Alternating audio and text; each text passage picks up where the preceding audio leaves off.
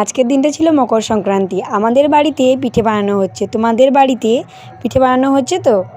তো এটা আমার জেঠিমা পিঠে বানাচ্ছেন।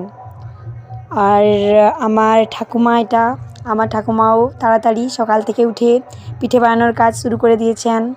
আর এটা আমার মা বসে উনুনের কাছে পিঠে বানাচ্ছেন। মকর সংক্রান্তির দিন পিঠে খাওয়ার মজাটা একটা আলাদাই ব্যাপার, তাই না? বলে না, কথায় আছে বাঙালির 12 মাসে 13 পার্বণ। 13 পার্বণের মধ্যে আমাদের এই মকর সংক্রান্তিটা একটা দারুণ ফেস্টিভ্যাল, যেটায় আমরা নতুন জামা কাপড় পরি, তারপর অনেক আনন্দ করি, পুজো দিই, আরও কত কিছু। আর আমাদের গ্রামে তো রাবণ পোড়া হয়, মকর মেলা, মানে মেলা হয় 2-3 দিনের। মকর সংক্রান্তির 3 দিন পরে মেলা বসে।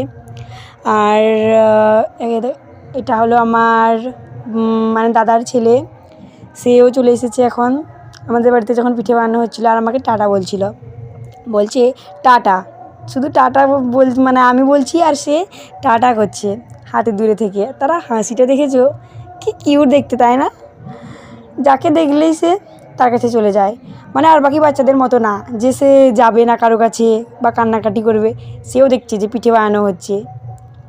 আর এখন পিঠেগুলো মানে বানানো শেষ হবে একটু পরে, শেষ হয়ে গেছে পিঠে বানানো। আর এখানে দেখো, এটা আমার বোন খাচ্ছে পিঠে, সেই এনজয় করছে। কারণ আমি তো সকাল থেকে উপোস করেছি পুজো দিতে যাবো বলে।